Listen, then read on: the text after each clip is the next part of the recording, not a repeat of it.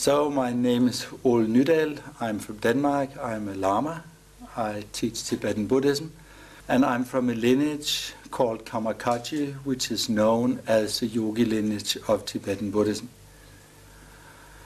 The highest realization we can talk about in Buddhism, where subject, object, and action become one, where one is spontaneously and intuitively and effortlessly one with all things at all times and places, is called Mahamudra. And to get an idea of the depth and the meaning of these teachings and the thankfulness one should also feel from being connected with them, one can say that if one mainly practices through avoiding harm, which would be like a basic Theravada approach, then, you know, even drinking from the stream where a bad man has drunk will bring some kind of negative influence. If one practices on the level of inner life, of compassion and wisdom, one can actually become enlightened in 3 countless kalpas, as it's called, which is also quite a lot. Even though one involves things like compassion and wisdom and so on, and deep teaching about the emptiness of all things, then still, you know, one is not totally involved. The place one becomes totally involved is where the view is introduced. The view of the way things are. The view of the Buddha nature of all beings, of the pure essence of whatever is going on. Where this is involved, where this is brought in, then we can talk about quick enlightenment. Actually, the Buddha, practical as he was, taught different kinds of students. Those who wanted to get rid of their own problems, he taught basically about cause and effect. Those who wanted to benefit others, he taught about compassion and wisdom. But those who had developed so much radiance, so much power, quality in their minds, that they no longer saw the Buddha as a god or a person outside, but as a mirror to their own face, as something showing them the nature of that which was aware.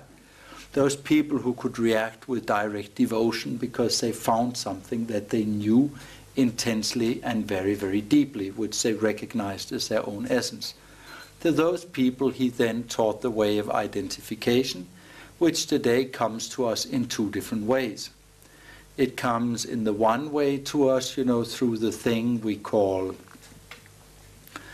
through that which we call the formed approach, as the different Buddhas that one may meditate on, where actually, you know, if one is mainly an anger type, one will meditate on the father tantras. If one is a desire type, one will meditate on the mother tantras. And if one is a confusion type, one will meditate on the non-dual tantras. But not only on the level of meditating on Buddha forms and using their vibration, their mantra to create an energy bridge between inside and out, and then dissolving in light and mixing it into oneself, but also on the level of formless awareness of mind's power, mind's ability and experience of its own nature. Here also we can talk about very different, very special teachings, which are the ones that in our school are called Mahamudra. Actually, there are different aspects, there are different ways that one can work with it. Even on the highest levels, where one is really convinced that the Buddha is not something else or somewhere else, but that he is that which looks through our eyes and listens through our ears right now. Even on the highest levels of awareness, we will still have different tendencies. Somebody will maybe be a desire type. And for that person who mainly has desire, it'll be the richness, the free play of the mind, the many pictures and the experience, you know, which is useful. It'll be like a person who learns best by swimming in the water. And if one is an anger type, there's more pride, more distance and stuff like that, good, one will follow the aspect called Mahāti or Dzogchen, which is actually in its true nature the same. There, it's not so much the richness of mind, that interest is more the self-liberating quality. Wow, I got rid of it all again, free space and stuff like that. That's more for anger types. They will feel concentrated and open to that. And these two teachings, the Mahamudra and the Mahaachi, the Chakchen and the Dzogchen, actually involve all the qualities we have inside. They're like driving a very fast motorcycle down a curvy road. They're like falling deeply in love. They're something totally involving. Then there's also for the confusion types, there's the Umachempo, which it's called, or the Madhyamaka, which is mainly head work, and gradually what was accepted in the head will begin to fall down into the heart and wherever else one experiences. So this is a much longer way. It takes a much longer time to get there like that. Actually, it's quite interesting that different Buddhist schools, Tibetan Buddhist schools, have followed different ones of these ways. For instance, our Kagyu school follows Mahamudra. If you see the groups, they are always close together, touching each other. There's a close connection, so we follow the Mahamudra. The Nyingmapas, which have apparently less desire but more pride and anger, they do the Mahaachi or the Dzogchen. And the Gelugpas, which are more a studying way and so on, go the longer way of intellectual analysis and so on. So one can actually see that these different types of people in different Buddhist schools are inspired by different ones of these directions. In the Mahamudra, it is a question of experiencing space as bliss, unbroken, unstopping, as constantly radiating into the world, as feeling as if you had two fingers in the plug and pulling all the energy of Sydney or San Francisco or Copenhagen or Berlin or whatever through your bones at that very moment. This is the essence of that, experiencing everything as totally fresh, new, playful, radiant, meaningful in every second, as every atom vibrating with joy, kept together by love, everything on the highest level of meaning and joy. This is what the Mahamudra is supposed to be. It's a state where we are totally fearless because we know that that which is looking through our eyes and listening through our ears is space, that it's not a thing, that it hasn't been born, that it cannot die, that nobody put it together, it cannot fall apart, but that this space in its true nature is indestructible and that one can really trust it. Then at the same time also, it's not just a dead space or a black hole or something like that, but one notices the richness, the possibilities, all the things that the mind can do, the freshness, many different qualities which appear, and they are manifested as joy. Actually, at this level, old age, sickness and death is just as interesting as youth, joy and love. It's just either form appears out of space or returns to space, but in both cases it shows the quality of what space is and has. And finally then, one also becomes kind. And one becomes kind because one cannot separate one's own happiness from that of others. But of course today, the way the world is, one has to be kind and smart, not kind and stupid. One has to be kind and do things that are useful in 100 years, and not just do things that are useful in a few years. And therefore today, quite practically, the important thing for us all to do is to lower the population in the ghettos and the poor parts of the world. This is a real expression of kindness in the world today. It is the point which is going to mean if the world will be worth living in future lives, or not. So kindness must not be stupid. Kindness must really be connected with, and it's very important, it must be connected with wisdom. But these three qualities, this fearlessness, joy, and active compassion, this is actually what the Mahamudra is all about and what we should try to reach. So that was a little bit about, the goal Mahamudra, the ultimate Mahamudra, the state of full functioning where one acts without separation between subject, object, and action. Now we come to the way. Of course, the way starts with getting one's values and one's priorities right. It really starts by understanding that this life offers a rare and special opportunity for development, understanding about impermanence, recognizing that we create our own lives through cause and effect, and then understanding that all things will die and disappear and fall away again, and that there's no way we can keep them, and therefore we should try to look for lasting and real values. And once we get to that, we take what's called refuge. And refuge means really opening up, on the level of body, speech, and mind to perfection, not as an outer God or an outer being or something else, but as a full realization of our own mind. And after this opening up process, we actually go into a way which is quite simple to explain, but many-sided in its number of methods. It's called in Tibetan Sunam Ditso, Yeshe Ditso. It's the building up of good actions and the building up of wisdom. The building up of good actions is basically trying in all things in life to do, think, and say that which benefits beings most, which creates the most use and happiness and so on for all beings. And on the level of insight, it's to develop the understanding that things are not personal, that we are not the target, but that cause and effect works, and that we ourselves are creating our lives all the time. That the world is like a great collective dream appearing out of everybody's karma, and that inside this collective dream everybody has like their own private dreams.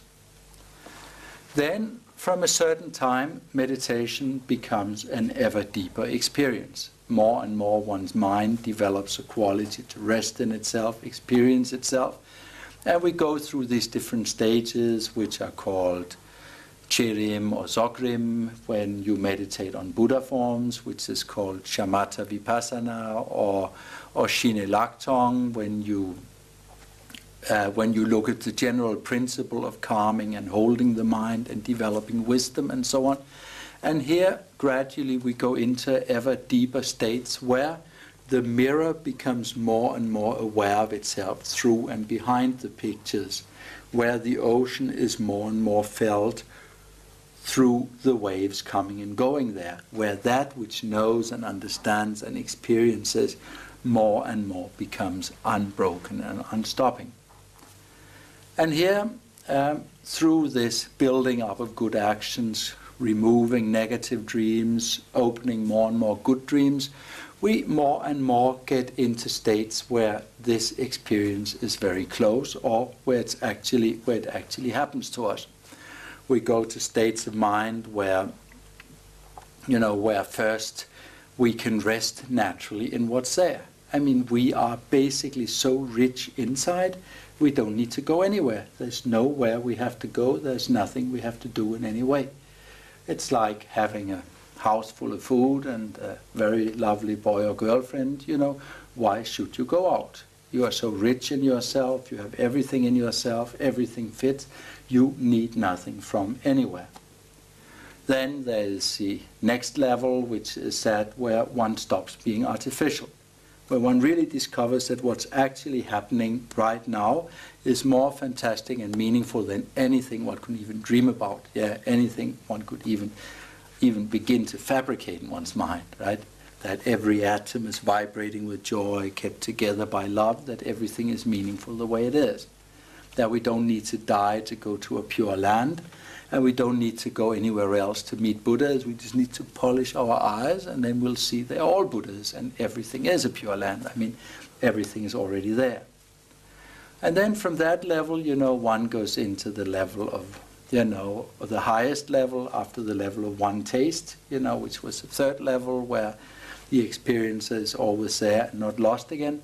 One goes into the highest level, which is that of just spontaneously doing what's in front of one's nose, never, without any kind of feeling of separation between subject, object, and action, and for the benefit of all. And here, for this Mahamudra, which is clearly the dream of everybody, whoever even got close to the state will not wish anything else. There is nothing better, finer, more meaningful. It is the ultimate. It's the best of all. Whoever wants to come to this state, whoever even wants to get close to that state, should have a real transmission from somebody who has it. I remember the Karmapa in his 16th incarnation, he gave the transmission to Hannah and myself 3 times. And actually when he gave that, One of the times was in Copenhagen, and it was we just had to completely focus our mind with his, while he held a 100 kroner Danish note between his fingers, and then we had to catch it. That means we had to know when he was going to let it go. And this moment we were standing there, it was already, we were standing there, you know, and being one with his mind in that moment. And you try that, it is difficult. It is really difficult. Doing that is not easy at all. You know, at that moment, you know, and I think we managed quite well.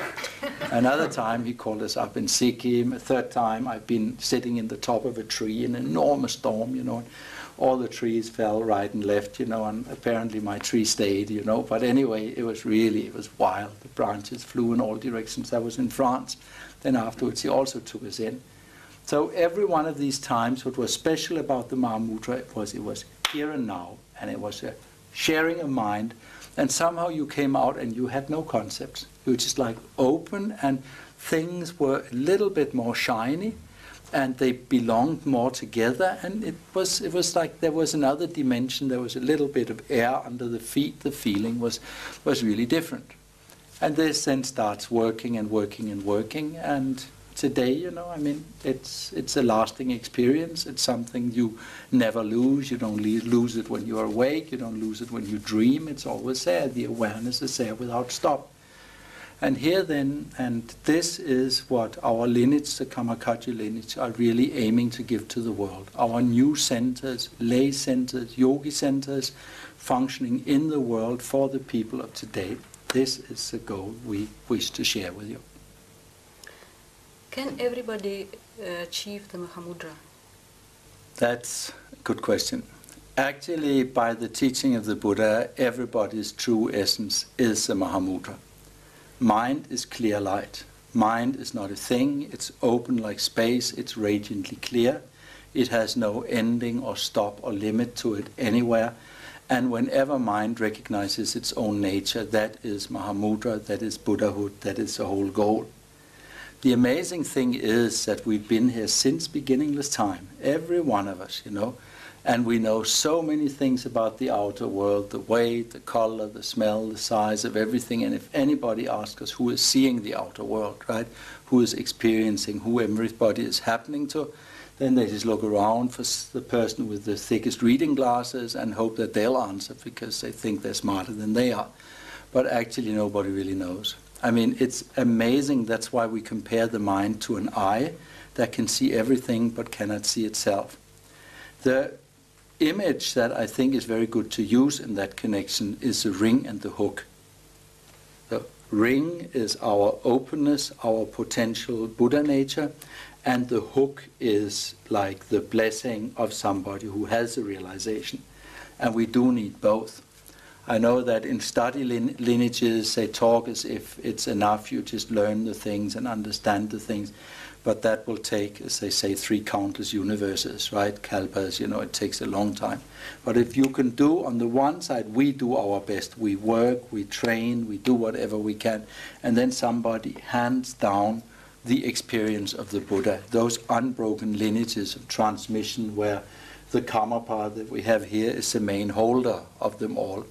If somebody who holds his transmission and his experience then passes on the Mahamudra to us, then actually this realization can come very quickly.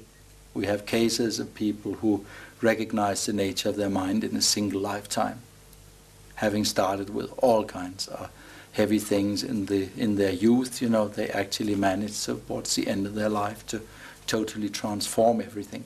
So on the one side we all have the Buddha nature. On the other side, you know, then there has to be that blessing. And what I think, you know, is that actually the Western background that we all have, the transparency of our Western background, the things we learn, the critical abilities and all the other qualities that we have, that they are the finest basis for Mahamudra ever. What I often think when I look at people like all of you is that the Buddha would have been honored and glad to teach you. I mean, I am, of course, not knowing very much. I'm glad and honored, right? But even the Buddha would have been happy to have followers, listeners, you know, students, you know, like the people of the modern Western societies. with their freedom, with their independence, with their education, with their idealism, and with their honesty. I really think so. I don't think there have ever been finer students of the highest teachings in the world than the people in the Western cultures today who enter Buddhism. I think we are going to have a ball around the world. We are going to have levels of consciousness happening. We are going to have joys and powers and growth, like nobody can even imagine today. That's what I think. That's really what I think. So, wish us good luck, or joy, or joy.